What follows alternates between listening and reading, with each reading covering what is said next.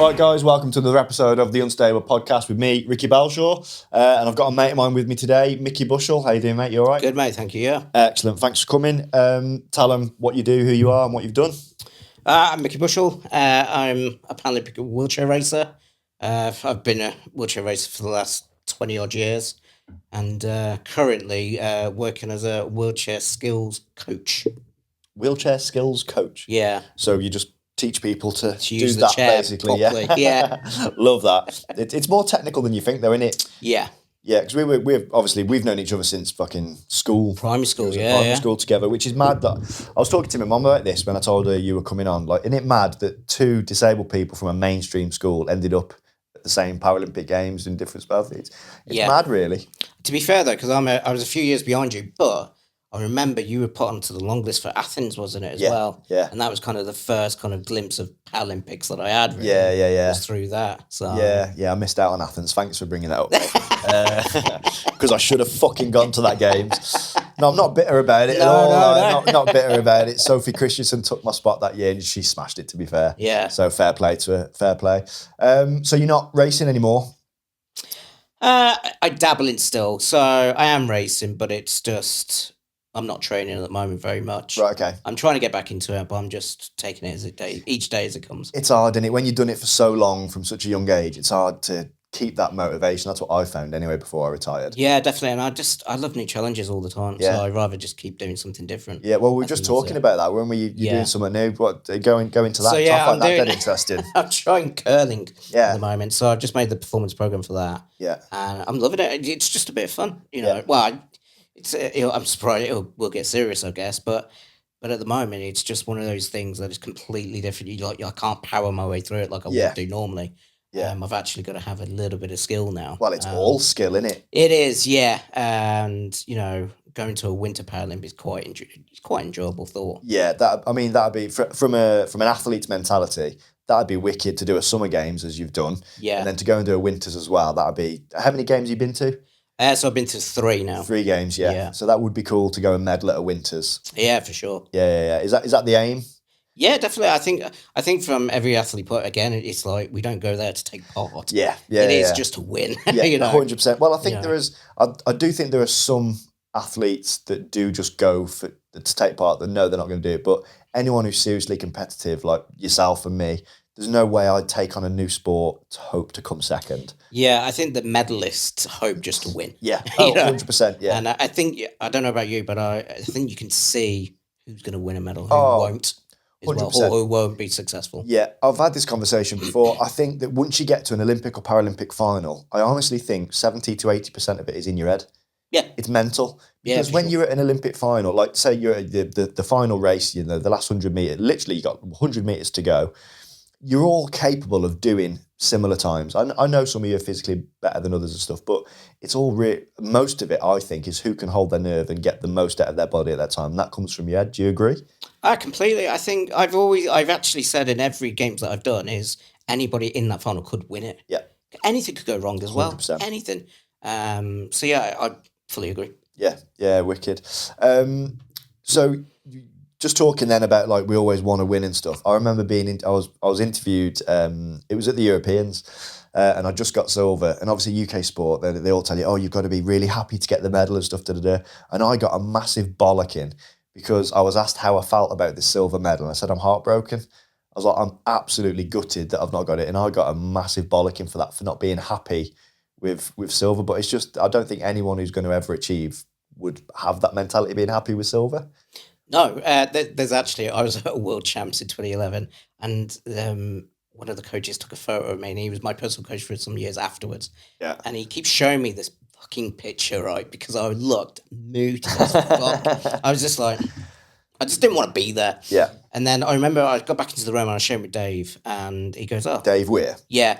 He goes, oh, good day. And I threw the medal across the room, and he went, maybe not. Yeah, and I was like, shut the fuck up, Dave. Kind of thing, you know what I mean? He's very much like that as well, isn't he? So he probably said that. Emotions run high, so. And it is. I don't think people realise the sort of emotion and the heightened levels of emotion within an Olympic and Paralympic village, because you've trained, we live in 4-year cycles. Yeah. So, you know, everyone goes on about, oh, you know, I've worked 4 years for this, but it's not. It's the 8 years, the 12 years, the fucking it's everything leading to that moment. And when you fuck it up, it hurts. Yeah. I mean, you can't get that chance back, you know, especially if like for 2012 or something like that. Yeah. That one. Yeah. If I fucked that one up, I would never live it down, you know, for 100%. myself. Yeah. So I was lucky. I think I was very lucky that I would manage to not fuck it up. Yeah. Completely. Well, you say lucky. I don't think it is. I think it's all your work up to that point. True. Yeah. Because I hate the term. Oh, you got lucky there. It's not luck. Because was it a golfer that said that the more I practice, the luckier I get. Yeah. And it's. I know you say luck because there's an element of luck, like you didn't get a puncture or wheel didn't fall off. You know, those things all work well. But I don't ever like giving the success to luck. I get what you mean because you do prepare to make sure none of that shit happens. Yeah. To be fair, yeah. And I always say that I failed more than I've been successful. 100% in my career, and it's those failures that I've learned not to fuck up. You know, because if you repeat the mistake, that's truly when you do make a mistake. Oh yeah. You redo it. But yeah. Yeah, absolutely. Going on about London, like in an athlete's life, you're probably only ever going to get the chance at a home games once in your career. Like they don't come around that often. And I was gutted because I fell off a horse in 2011 and broke my back. I don't know if you remember. Yeah, I do remember. Yeah, broke my back. And I think I said to you that you were just copying Lee. Yeah, literally within 6 weeks or 8 weeks, we'd both fallen off and broke our backs. Yeah, that was. And we at that time we were the 1 and 2 in our disability grade. Like it wasn't looking good for the sport. Lee's break luckily wasn't as bad as mine. And they told me to have 12 to 18 months off riding completely. I didn't listen because it's my home game, so I got back on after I think it was 3 or 4 months. I shouldn't have, and I made the trials, but I just wasn't fit enough, wasn't able enough to get the results, and I didn't even make the team. But Lee did, and he won, so that's something. At least we got the medal. Yeah. We were talking before. You've had that one competition jinx where you've never quite got the gold. The World Championship. Yeah. I don't know what it is. So you've got European golds, you got Paralympic golds. Paralympic. Did you do Commonwealths? No, it's 1500. I don't go that far, okay. Unfortunately. Yeah. But yeah, I'd never won a world gold, and you know, a lot of people be like, "Oh, well, you've won Paralympics." Yeah, true. Yeah. But it's still a set, you know. I haven't got. Yeah. You know what I mean? Triple you want. Yeah. So it's one that's. I think that's why I can't leave athletics fully. Yeah. I think if I got that, maybe then I could be like, yeah, I've done it now. I'm done. When is the next Worlds? God, I don't even know, man. To be honest, Right. I've been out of it a little bit, so yeah. I coach and stuff, and I keep up with current events. What I need to do, but nothing major at the moment. Cool. So, would you like to do that? Are you still sort of on the brink and thinking, yeah, okay, I would try for that World Championships? Is that something you'd want to do? Yeah. And if you did, with the because obviously you're doing less training now, do you think you'd be able to get back to that level of fitness and speed to do it now after so much time with less training? Yeah, obviously I'd have to get my ass in gear, but there's definitely an element where the sport's moved on a little bit, but there's still, even in my prime, there's still only about there. And the thing is with wheelchair racing as well is a lot of the athletes come into their actual prime about 40. Oh, really? 35 to 40. Why is that? That's really unusual for such a physical sport. It is, but I think it's down to the fact that it's not like running where it's impact on knees and stuff like that, on joints so much. If you we do get problems with shoulders and elbows and wrists sometimes as well, but I think if you've got a really good plan behind you, you can be like that's one thing I have been lucky with. Like I've had a few injuries, but nothing substantially that's wiped me out completely. Yeah, that is to end my career. See, I'm going to contradict myself now in what I said earlier, but that is lucky. Yeah. Well, is it lucky, or have you just looked after your body and trained well and done the management? Do you know what I mean? I don't know. I was a young athlete. You just listen to people, I guess. Yeah. So, you know, it contributed to a few things. I think there's an element of luck in that one. Yeah. Because anything could happen at one time. You never know. Yeah. No matter how much prehab you do, gym work you do, there's still that injury could happen. Yeah, 100%. So you don't know where you've got a weakness within your body that hasn't yet been identified. Do you know what I mean? Yeah, exactly. It only takes a slight little wrong angle of something, and you can tweak your shoulder and put yourself out for a year or more, or anything. You know, anything like that. Yeah. You know, look, like falling off a horse, you don't plan for that shit. You can't plan for it either. No. You can't train for it, or you know. So it's ironically, one of those. you can train for that.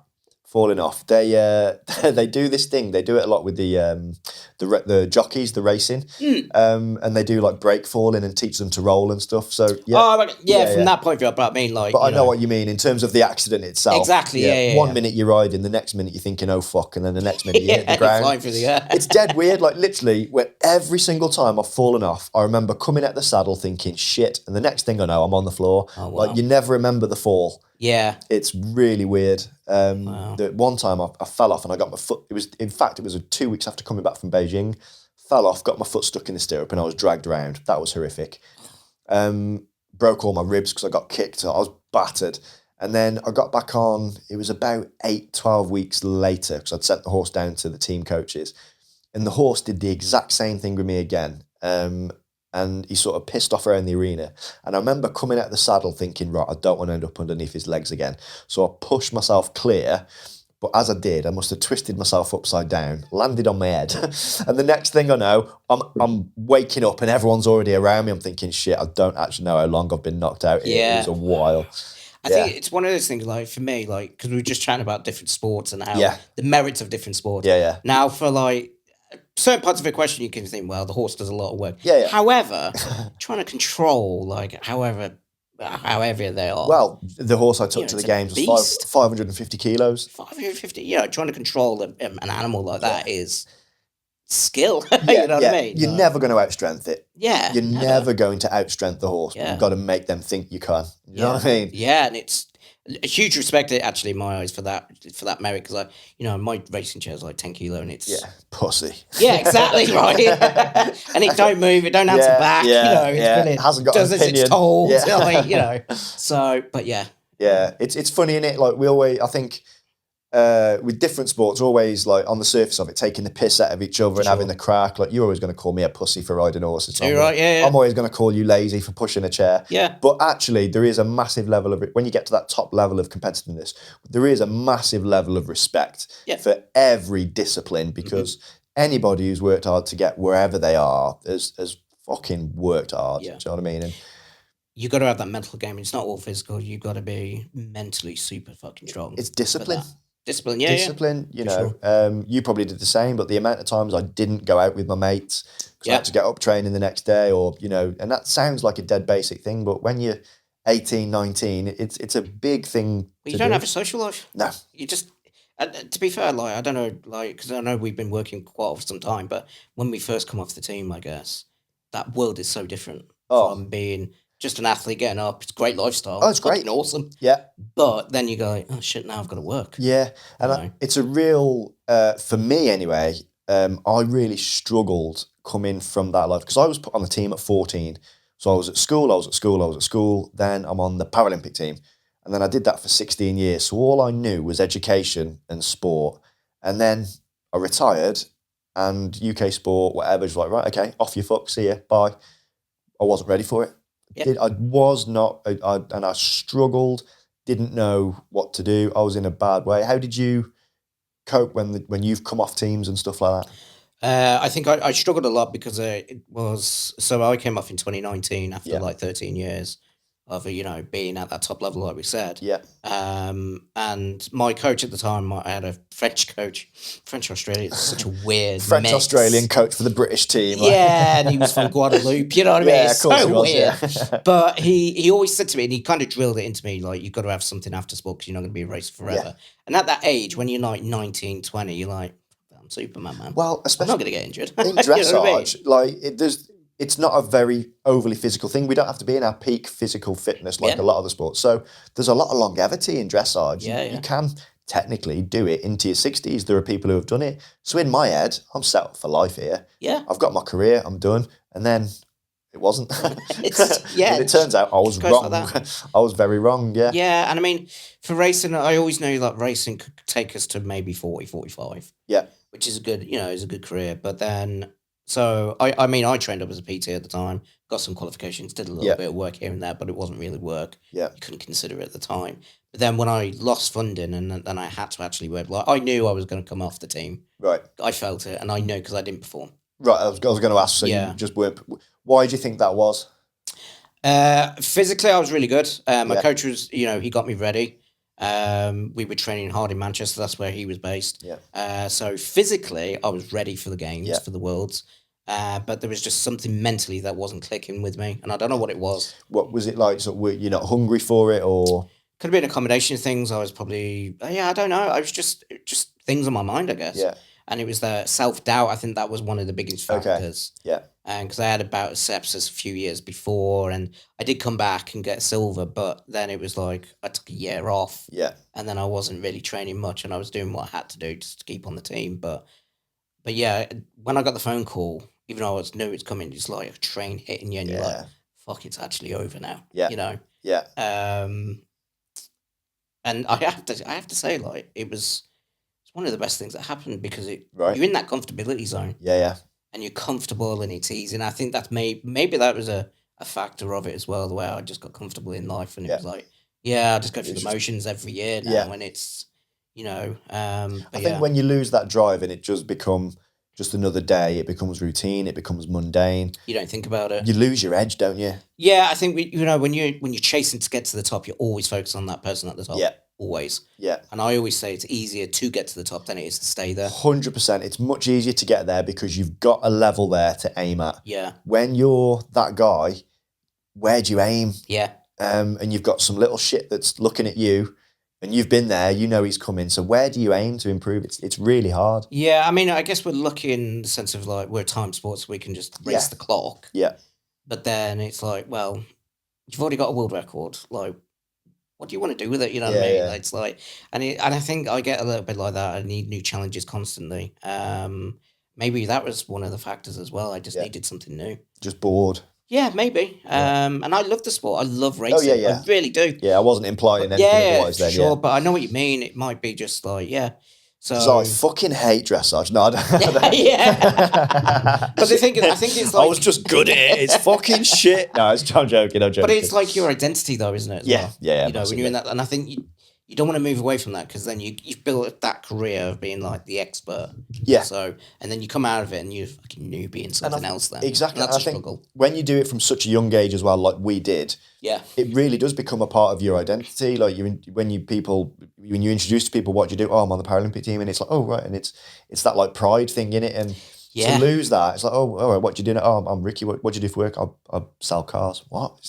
It doesn't feel as proud. Do you know what I mean? I know exactly. Yeah, because for a few years later, I still, I'm a wheelchair racer. Yeah, that's my job. Yeah, and it wasn't, now I'm a financial advisor. Yeah, which is really cool. It's Don't get me wrong, I love it. But in the background, it's like I'm still an athlete. You know what I mean? Yeah. So it's hard to get away from. You want to keep hold of that because there's not many people that do it. Mate, not many people can say, oh, I'm a top level athlete. Not many people can claim to be an Olympian or Paralympian. You know, that's a real elite group of people. Yeah. Do you know what I mean? I'll just go back a bit actually, because obviously we're talking about the Paralympics and stuff. You happy to talk about your disability? Yeah, so. Yeah? What's fucked about you, mate? Everything. Everything. No, I mean, like, from the beginning, like, it's lumbricogenesis congenital paraplegia. Right. I'll spell it. IT. Yeah. But it's funny, I always text my mum, how do I spell this when I'm doing medical forms and stuff like that? Yeah. But at least mine's easy to spell, John. CP. Yeah, CP. But basically it just means my last 7 vertebrae are missing. Okay. And it's a really funny story and you'll laugh at this. So I was on the phone to Mobility a couple of months ago, right? Yeah. And talking about the car. And I was trying to explain to the woman why I needed an adaptation to open the boot so I could climb out and get the chair out. Okay. So I didn't have to go on the floor and walk around on my hands, right? Yeah. So, do you remember Pokemon and stuff? Yeah, mate, I've got the Pokemon game there, mate. Oh, yes. Yeah, I found it the other day going through a bag of rubbish. Fantastic. Anyway. It was in the Game Boy, but all the batteries had melted into it. But I've got the game. Anyway, sorry, I digress. Yeah, so I don't know what came over me, and I just went, do you know Geodude from Pokemon? I went, that's me. Geodude. She just went, no, sir. And I was like, fuck. Google it, bitch. Yeah, I looked like a fucking idiot. That's She great. must have thought I was a nutcase, That but is literally fantastic. that's what it was. I'd say you were more like Ghastly. Oh, I wish I could float like that. Yeah, mate. that'd be Fucking great, hell. wouldn't it? But yeah, so I tried to describe it like that.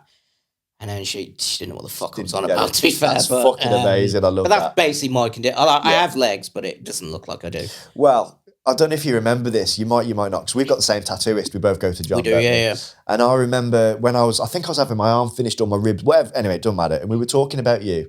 And do you remember Nathan there? Yep. Nathan. So he was talking about you, and he was like, "Oh yeah, he's disability. He hasn't got any legs." I said, "He fucking has." He went, "No, he hasn't. He hasn't got any legs." I says, "Mickey has got legs." I went, "They're just shit, but he's got legs." He was like, "No, he hasn't." And then I can't remember if I messaged you that or he did.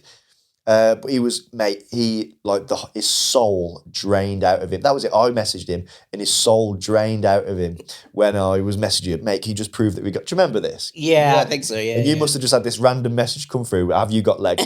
You just replied, yep. I was like, I told you, mate. Yeah. So you have got legs. I have got legs. They're just small and crossed. They're just, yeah. It's really funny. So again, like the back end of like my thigh is kind of webbed. Right. The back. So my kneecap, like behind my kneecap, you know where people flex? Yeah. Mine's just webbed. Oh, mate, you'd be great at swimming. I sink, mate. I fucking drown. Yes. I'm like a rock. No disrespect. It's like you're quite a solid guy, aren't you? Yeah, I just sink, man. Yeah. I got no core control either, so I'm just like... Right, okay. Like, people can just push me over. Right. I don't recommend it. But anyway, okay.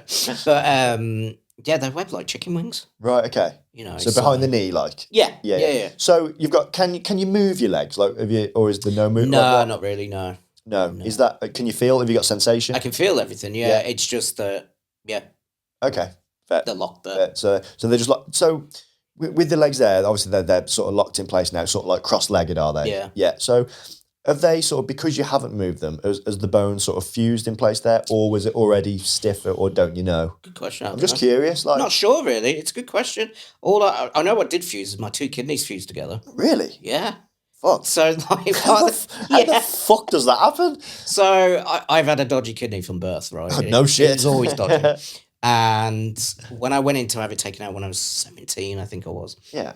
They said, "Oh, we found it in your chest cavity because everything's just compact in me." Oh, of course, because you haven't got the spine there, so exactly. Everything's like so everything's together. just So they found it and they were like, "Oh yeah, it's fused." So we could only cut most of it off, but there's a little bit there still. Right. And so that fused together. Yeah. But I'm not sure about my legs or anything like that. To be fair. Okay. Yeah. Did you ever get any bullying at school or at any stage anyway? Have you ever had any of that? Because we went to the same primary school. Yeah. We didn't go to the same secondary school. No. I think I don't remember any like bad bullying, but there was obviously always kids that were, if you're a little bit different, you're going to get called something. Yeah. I probably had a bit of that, but a lot of the time I don't remember any of that really badly. Because I have the same answer to people. Like, I don't think I got any more shit than any other kid that was different, like a ginger kid or something like that. Exactly, yeah. You know what I mean? Yeah. They probably got more than me. Probably, yeah. But I might have already told this story on pod. If I have, I apologise. But because I went to Thomas Telford and my dad sat me down on the first day of secondary school because we'd both gone to Homer Lake, which was on the same car park as a special school, wasn't it, Thomas Parker? That's it, yeah. So there was a lot of disabled kids in our school, really. Yeah. So it wasn't out of the norm for those kids there. So because it wasn't different, it was fine. So in my head, I'm going into secondary school, confident as fuck. Like, I've just completed primary school, mate. Do you know what I mean? It's sound. But I was the first disabled kid at Thomas Telford. And my dad sat me down. He's like, "Rick, someone's going to take the piss out of you today." I'm like, "What?" And he's like, "I don't care." Because I had to drop you off at 8:30. He said, "I don't care if I have to pick you up at 8:45 because you've fired as many fucks as you can into the first person that says something." I'm like, "All right, Dad." In my head, I'm thinking, this ain't going to happen, Dad. You're full of shit. Fuck me. 5 minutes, I was called a cabbage. Within 5 minutes, I was called a cabbage. I was like, fucking hell. And I just ripped the fuck into this kid, went off on just a verbal onslaught, and I didn't get any shit after that. Fantastic. Yeah. I like it, yeah. Yeah. Did you get any at secondary school? I don't remember. I think it probably called legless a few times, but, you know, I can't. Joke's on them. I've got some. Yeah, like, you know, it's a bit like, you know, I just can't remember anything really bad. Because I was probably a little shit anyway already. Right, okay. So it was kind of, I was into dumb shit anyway. Like, right, we were always dumb. Yeah. So, and it was quite a rough school. It was like Lord Silkin back then as well. So it was quite a rough school anyway. Yeah. So you get on, it was all right actually, like from that point of view, yeah. Yeah. How did you get on at school? Because obviously I did okay in my exams, but sport was my priority, and I imagine it was the same for you. Yeah, academically I was shit. Were you? Right, yeah. Like I had no I didn't care. Just didn't give a shit. Yeah, I was thought, well, I'm going to be racist, so fuck all of you. You know what I mean? Fair. So I just focused on that. But yeah. Yeah, fair enough. Right, I reckon we should go for a quick break there, and then we're going to come back and talk about your sepsis that you mentioned then. Fantastic. So we're going to go for a quick break. Stick around, see you in a few minutes. Welcome back to part 2 of the Unstable podcast with me, Ricky Belshaw. Mickey stuck around because he's a fucking ledge. You spoke then about, in the first part, about your sepsis. What happened there, mate? Because I remember that being a really rough time for you. Yeah, so it was early. So I was having a good year. So, I'll build up actually. So the year before, 2 years before, I had a shoulder injury. Right. So I went to the World Champs, got a silver with the shoulder injury, which is okay. The cursed silver. Yeah, the cursed Champs silver again. So that happened. A year later, we did a European, so it was all right. Yeah. Had a bit of an elbow injury, but that was caused from the shoulder injury as well. Because you're compensating. Yeah, exactly. So we thought, right, next year, 2015, great fucking year. This is the comeback year now. This is the one. Ready for Rio, right? Yeah. So to defend that title. Anyway, went to Australia. I did a few races, and I was coached by Jenny Archer at the time, and she's Dave's weird coach. Oh right, okay. And I was doing like 15:03, 15:01. Means nothing to me. Sorry, I don't. Time wise on the 100, right? I know it's a time, but I don't know if that's. So good. it was quick anyway. Okay. But she said to me, she just rang me up and she went, "Can you just go sub 15 for fuck's sake?" So I did 14:99. Mint. And she was like, "You're taking the fucking piss." That's anyway, great. so that was a really good time that year, and it actually put me third in the world. Amazing. All year. Amazing. And I didn't race the rest of the year, unfortunately. Right. So I was like, that's a really good start to the year. That in January, that's hard to do. Yeah. Anyway. Sorry, just interject there. That's lovely going to Australia in January. Just get a nice bit of winter sun. Mate, the airport's closed every single year the day after I left. Was it? It was brilliant, yeah. Amazing. I was like, everybody's snowed, and I was like, love we that got shit. 38. Yeah. There's a big, because obviously you have the Edinburgh Fringe over here. They have the Australian fringes. They have like Perth, Adelaide and stuff like that. And they always happen in January, February. Now, every year I try and get on them because they fly something, and every year they tell me no. Cunts, mate. That's my world champion silver curse for you. That is. Every year I don't get selected, so hopefully one year I'll make it. It's brilliant, mate. You'll love it. Anyway, sorry, carry on. I interrupted your story then. But no, yeah. So then in the March, I was training really well when I came back home, and then March I got ill, and I thought it was food poisoning at the time. I was just throwing up a bit. Yeah. So I went to the doctor, sports doctor in Lilleshall. Yeah. And he says, "Oh, just have these tablets. You'll be right as rain." I said, "Okay, cool." He said, "Come back." This was the Friday. Take 2 of these. Call me in the morning. Yeah, you'll be fine. Yeah. Anyway, on the Friday that was, and then I was getting progressively worse over the weekend. So I went back in on the Monday. Yep. And I was fucked. The drive from Lilleshall from Wellington is like 15 minutes. Yeah, it's not far. Yeah. Deady. I threw up probably 30 times in a bag. Oh shit. Right in the car. So I kind of I was like that in my chair, just pushing up to the doctor. For the audio listeners, just weaving there. Yeah, I was weaving about. Yeah, sorry. That's going to make great content on here. Yeah, in the car, I was just like this. I was weaving like a CP person, but no. So got to the doctor and he was like, "Holy shit, you're real. You are real," kind of thing. So he dip tested me. He goes, "Yeah, you need to go to hospital now." What dip tested? What? So it's like a urine dip test. Yeah, yeah. to see if and he said there's a massive infection there. Right. So it's your UTI. Got to the hospital. They said, "Oh, you got no beds." Standard. Of course. Yeah. And then it's not even like you need a full one. No, you come in a cot. Just give him a chair. Yeah. For fuck's sake. And a cot. They came out. Stick him on the baby ward. That's fucking tickled me, that has. I've got a story about that actually as well. Okay, but, So yeah, they came out and told me, they went, "Oh, we got a bed. We got a room." Right. Put me in. I was on an output, and then that was it for like 10 days. Yeah. I was in fucking hospital for sepsis.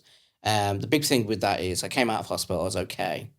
2 weeks later, I started training, did an easy push, really dead light push.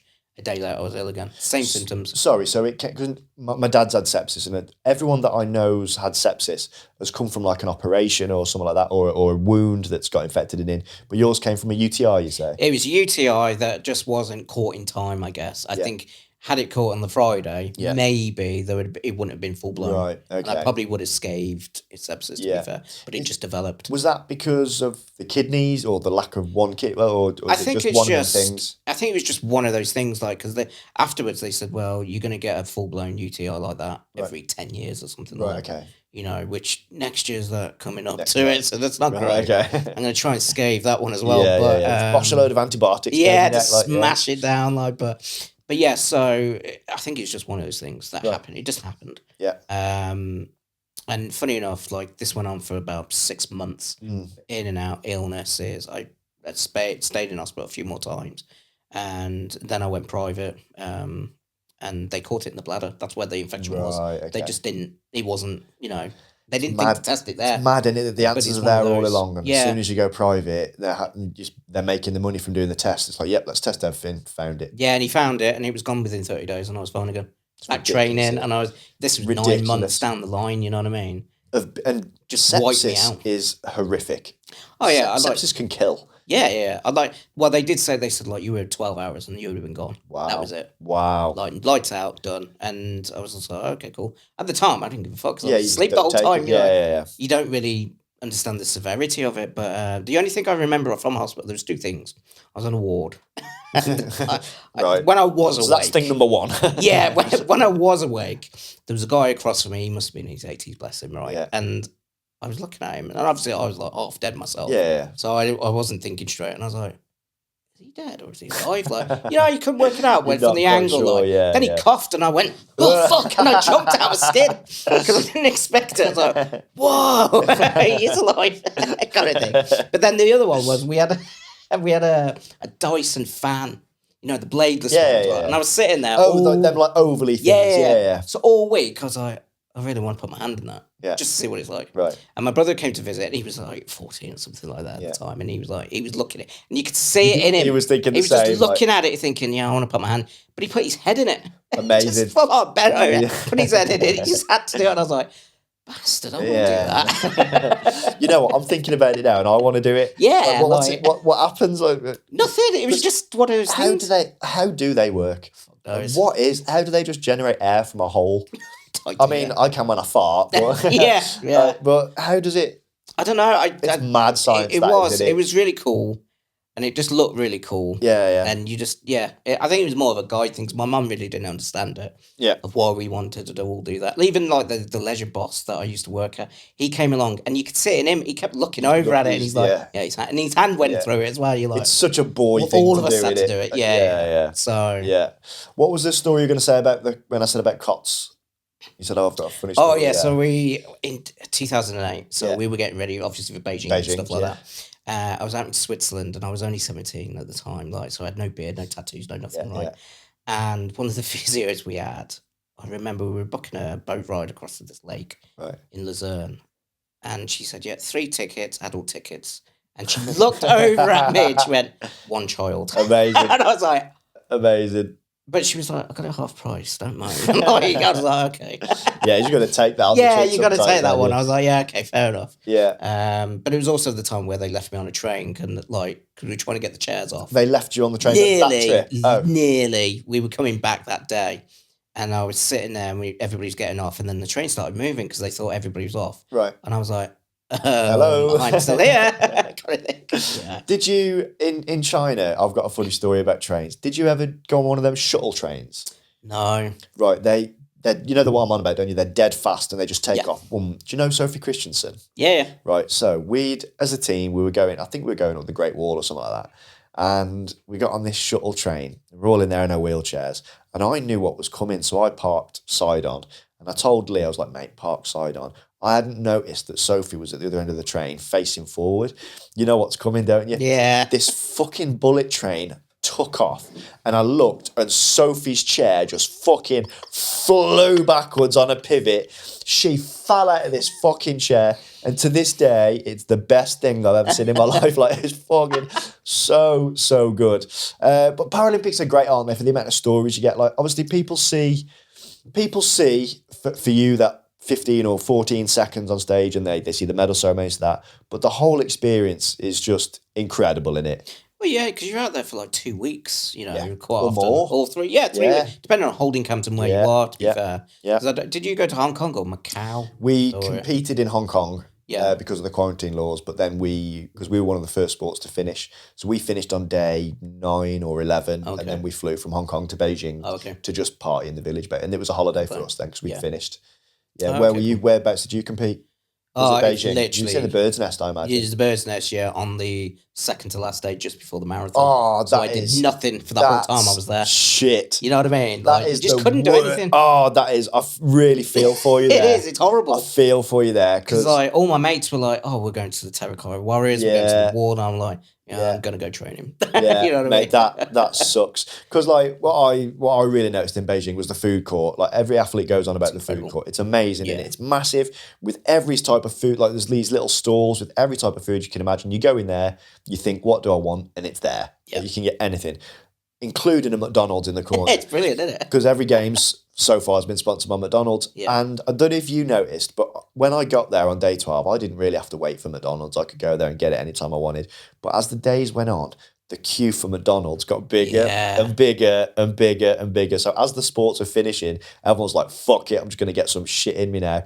And it just got big. It was real funny just to watch it from the outside in. It is, because it was minimal on the first day. Like nobody was there. Yeah. Like, we went there for the coffee because it was the best coffee, really. In Yeah, it was the actual only village, to be coffee. fair. The rest was shit, wasn't it? It's always shit. I distinctively remember the shit coffee. But I think every game's the coffee shit. Right, okay, before you yeah. go to McDonald's. So I remember in 2012 we just went to McDonald's Right. just for the coffee. Right. But yeah, and then like you said, like watching that queue, it is quite funny how it circles round and Yeah. but It's mad. Have you have any funny stories or anything from Beijing or anything you got up to? Beijing, 'Cause wow. we were stupid. We got arrested and everything. We did get arrested.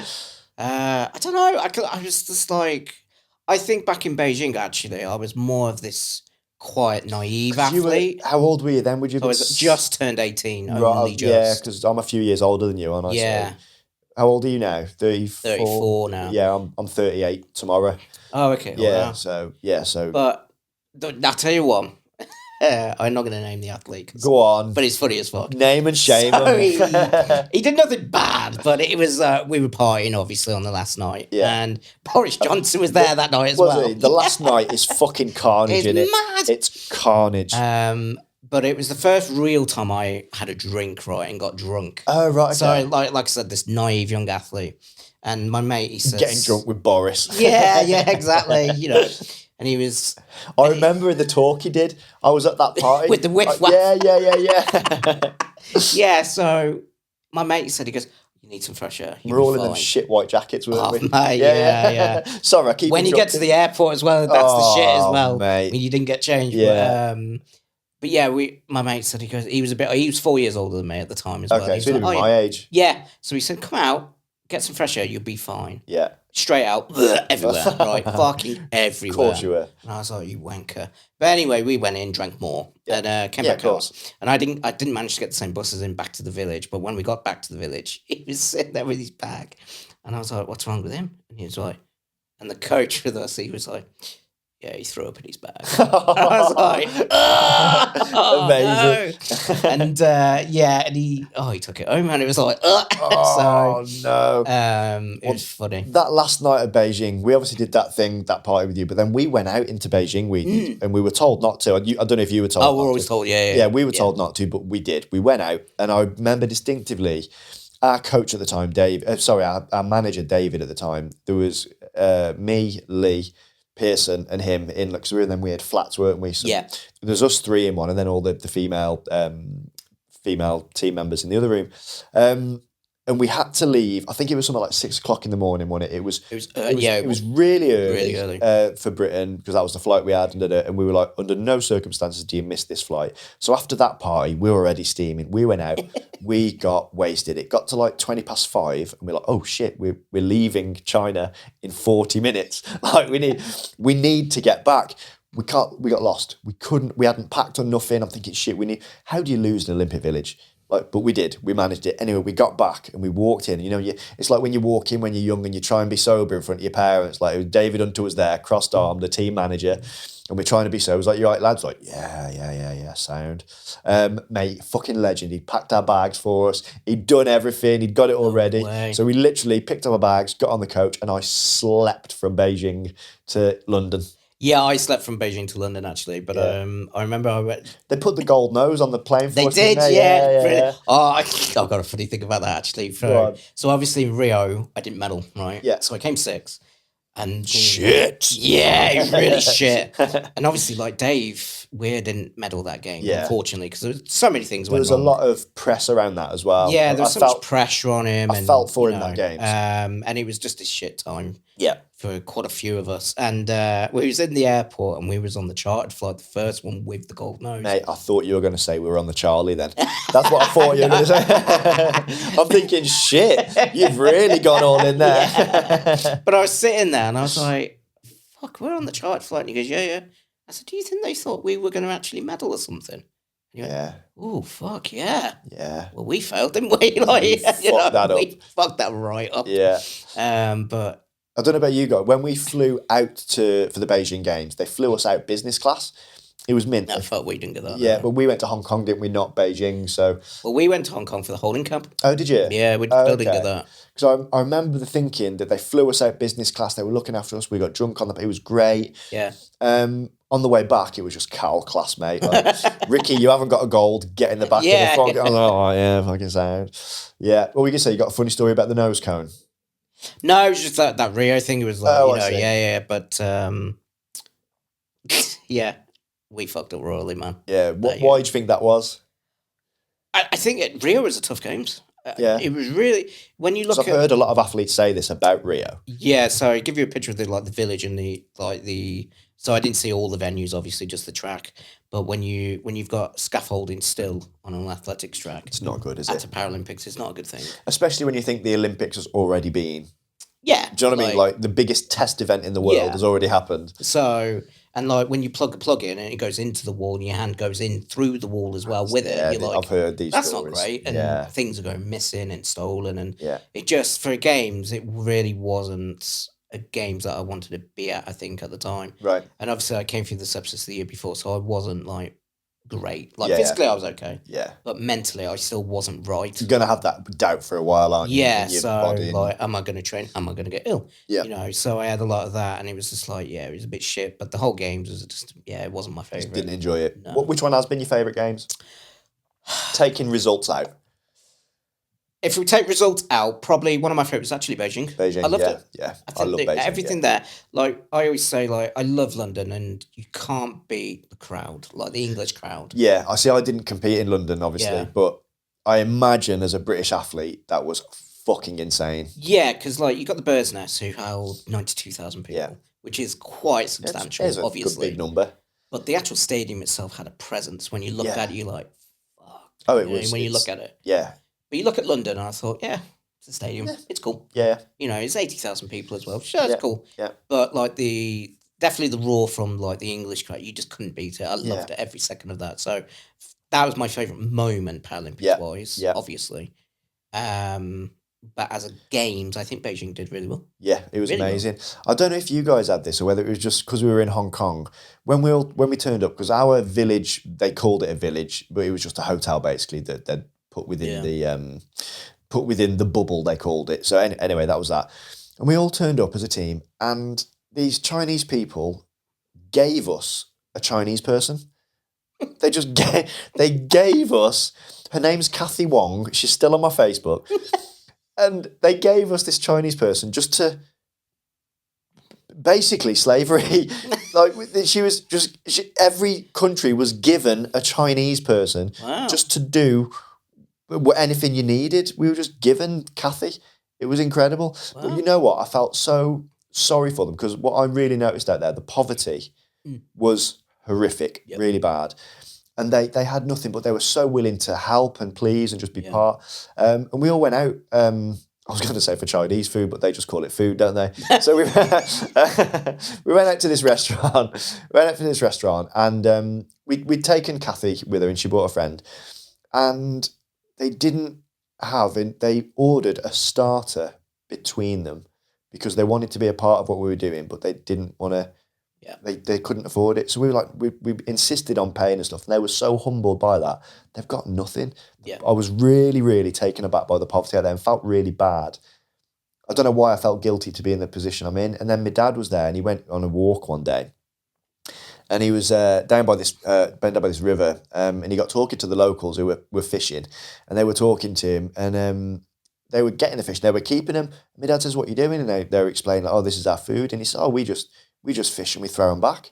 And they couldn't believe it. They thought my dad was a dick. Like they really started taking the piss out of my dad. Like, "Oh, you throw them back, English wankers." They couldn't get their head around that it was just a sport.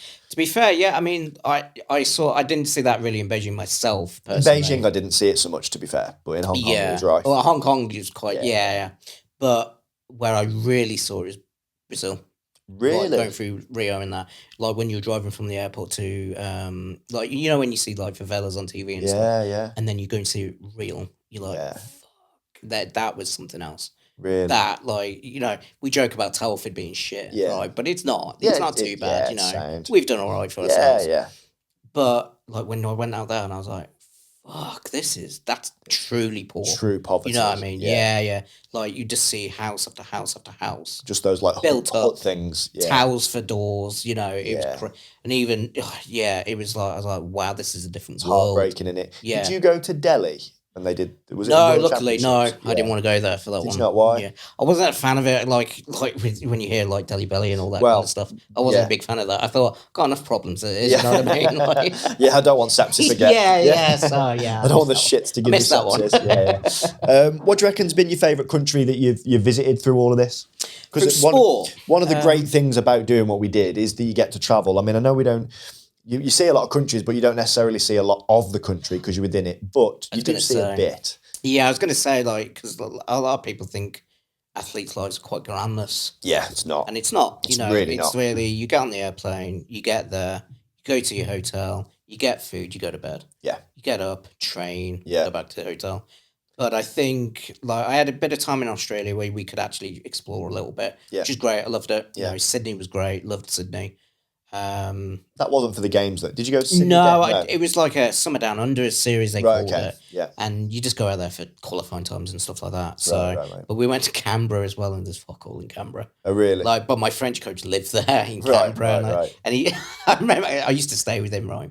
And I did 6 weeks with him over Christmas the once for that World. Okay. Still won. You still got a silver. Fucking, you know, all that prep. Fucked. Yeah, fucked it. Yeah, supposed to win, but didn't. But anyway, he goes, oh, I've got a day off. He goes, I'll show you around Canberra. I thought, oh, great, cool. Great. Yeah. Took 2 hours. Right. And I was like, I said to her, is that it? Is that it? And he goes, don't take the piss. What was it? Fuck all. Like, we went to one museum, which is great. Okay. You know, cool. Show me the Parliament houses and stuff. And I was like, Telford's bigger than us, mate. You know, I'm not being funny. We're not even a city. We haven't even got a cathedral. We've got more shops. Like, that's one thing Telford has got a lot of is shops. Shops and gyms. Yeah, there's a lot of gyms, But, I was just like... there are a lot of people that are not fit. No, don't even get me started, man. But, I don't, because I've got heavy opinions on that anyway. I will get cancelled. But, so there's fuck all in Canberra. Loved it. Capital city. Yeah. Right. So Australia I really enjoy. Yeah. Quite like Miami. I'd love to go. I've never been, but I'd love like to go. Miami's on my list of places to go. Yeah, it was a really cool place. But again, you don't get to see much of it, but what I did see was quite cool. Right. Yeah. Switzerland. So now I actually drive through Europe now. Okay. Quite often, which is great because I drove through France and stuff like that. Yeah. So I drove over to Switzerland quite often now. Okay. That's really good. I've competed in. I love Switzerland. It's awesome, isn't it? Yeah, I competed in Switzerland. It was actually at Michael Schumacher's ranch. Oh wow. Yeah, because I was doing the Western style of riding. It's called reining. I remember now, yeah. Yeah, the lady that I was sort of training with, who owned the horse I was riding, was friends with the Schumachers. Okay. And they have a competition over there every year because Schumacher's daughter is a reiner. She's very, very talented, very good. So I went over there into their ranch basically, and we were there with the Schumachers chilling and stuff. And we ended up back at the bar. They've got like their own bar and stuff. I got absolutely shit faced with the Schumachers. It was dead good fun. That's really cool. Fun. Yeah, there is a story as well that I'm not allowed to talk about and put out, but I will tell you that. No, fantastic. I'm not legally allowed to talk about it. Yeah. That's interesting. I like that. No, Switzerland's awesome. I love Switzerland. And like this year, I drove over to Geneva. Well, Geneva Lake. One side of the fucking lake. Yeah. It's fucking huge, man. Yeah. It's huge. Can't believe it. But yeah, I love Switzerland and driving through France and stuff like that as well. Wicked. But yeah, they're kind of the places I like. Awesome. Great. I think we're going to have to call that a pod, mate. Looking at the time. Thanks ever so much for coming. Thank you for having me. Give them your socials and that. Where can they find you? Literally Mickey Bushell everywhere. Yeah. Everything. Nice and easy. Dead easy, man. Yeah. Dead easy. Well, guys, thanks ever so much for listening or watching, whatever you've done. Do me a favour, like it, subscribe, do all that stuff, turn notifications on so you get everything when we put it out there. We're going to go over to Patreon now. We're still doing the first 1,000 members. It's just £1 a month. Fucking bargain, that, isn't it? That is good. £1 a month. That is good. £1 a month. So yeah, just £1 a month. It's patreon.com/unstablepod. Yeah. Go over there and we're going to do a little bit more now. You happy to stick around for another half hour? Yes, I'm Sound right. See you later. Have a good week. Bye-bye.